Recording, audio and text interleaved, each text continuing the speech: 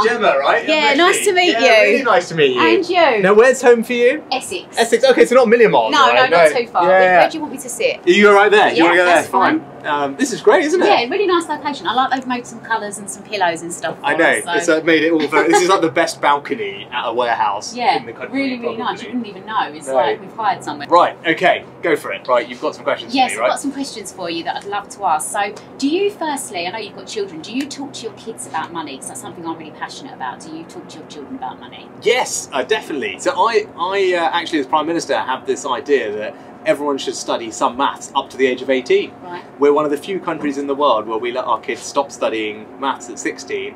Doesn't mean everyone should do maths A-level, but I just think money, financial literacy, maths is really important now for almost any job you can think of. Funnily enough, I just met a girl here who was filling up all the orders that people make, and she was telling me how she uses maths because she needs to calculate the dimensions and the weights of the products, and they get stacked properly, they don't break.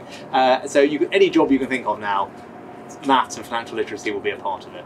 That's amazing, because that's the second thing I really wanted to ask you, that I'm so passionate about this, and I speak about this all the time on my Instagram, is do you think financial education should be taught in schools? Because it's something personally as a mum and myself, and not being great at maths and things myself, do you think that's something we should be teaching in schools? Yeah, I mean, yes, I think we should study more maths, because if you think about it, you know, when you're figuring out discounts, when you go shopping, when you're figuring out where you should put your savings, you know, particularly mortgages right now are topical. All these things, you need to have some understanding of mathematical concepts of financial literacy, so you can make the right decisions for you and your family. But it also helps you get a better job, get paid more. That's why it's so important. And you were asking before about my girls. I have two girls who are 10 and 12 who are not excited about my plans that they should keep studying maths to 18. But I've said to them it's really important, and we've got to find a way to make it fun and engaging for people, and we're doing that at schools at the moment. And I love that you're doing that, but I was talking about more as in like real financial education, so like where to go when you're going in debt,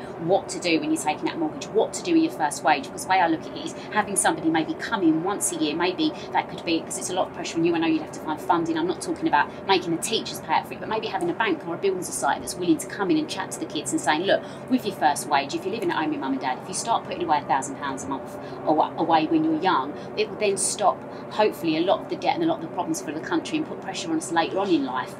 For someone running the country, it's difficult. It's trying to think of ways of, you know, getting them in and being able to maybe have like an open forum for 2 hours at year 10 and 11, and I'd love to like involve some banks or some building societies, yourself and myself, get the word out there and get once a year them going in so they can ask all these questions. If you're in debt, this is where you go. If you need a mortgage, this is what you need to do. This is what you need to do with your first wage packet. Don't blow it on this. Sort of spend half, save half. Because I just think, right, I never earned a lot of money growing up.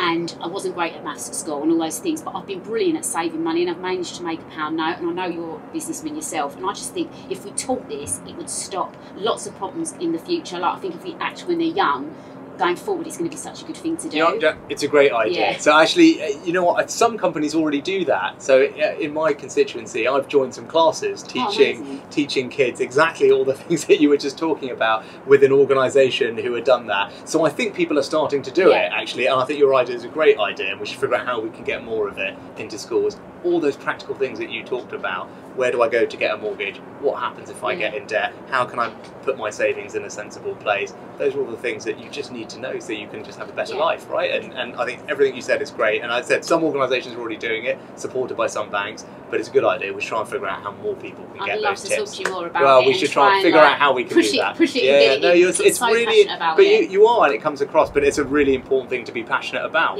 because all the things you mentioned are big things that happen to people in their lives, and we don't want them to get them wrong, right? And of course it causes a lot of mental health and anxiety, and that puts pressure on the NHS. Like it's an actual proven fact that it's horrific, but people actually take their lives over money because they don't know what to do and where to turn. And at the moment, obviously, I feel like it's putting a plaster on it. I feel like we need to stop putting the plaster on it, like sort the problem out while they're young. No, you're absolutely right. You know? We should try and sort the problem out before it becomes a problem, or give people the tools they need. I know it's not easy, as you say, there's no magic wand and you're one person. But I would say actually, but for anyone watching or listening, if they are worried about these things, the government does fund some services to help people with debt advice, and through Citizens Advice Bureau and others. So go online, have a look, because there are services out there if you're in debt and you're struggling, that we do have provision for those people already. But as you say, better that we help people in Yeah. advance of that, and that's what you're talking about, which is absolutely the right thing. So, and obviously the cost of living is huge at the moment. I get lots of people coming to me Yeah. on my Instagram. What's some of the things that we're doing to help people in the cost of living? Well, the most important and biggest thing we're doing is helping people with their energy bills. So we tax the windfall profits of the energy companies that were making a lot of money because of the war in Ukraine, and we're using that money to help pay around half of a typical family's energy bill. People might not realise the government is doing this, but that support is worth £1,500. That's what the government has done. It's almost as big as furlough in terms of how much support it is, and that's helping every family in the country. A couple other things we're doing that people would like to know. We've cut fuel duty. That's going to say, yeah, exactly. That will save people about 100 quid this year, and all the times they have to fill up their cars. But also, people who use the bus, we've capped bus fares at £2 outside of London all the way through to autumn this year. So that's also helping people get around as well. Thank you very much. There you go. Great to see you. And you. Thank you very much.